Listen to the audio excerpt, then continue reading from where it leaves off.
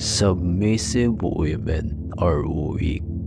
Maraming babae ang biktima ng manipulasyon na ito at hindi sila aware sa bagay na iyon, at iyan ang nakakalungkot dahil ang karamihan sa kanila na biktima ng manipulasyong ito ay sarado na ang isip sa paniniwalang ang pagiging submissive sa kanilang partner na lalaki ay pagpapakita ng kahinaan.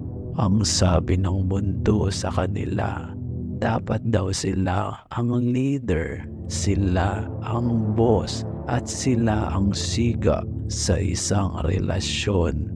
Pakinggan mong mabuti at unawain ang sunod kong sasabihin.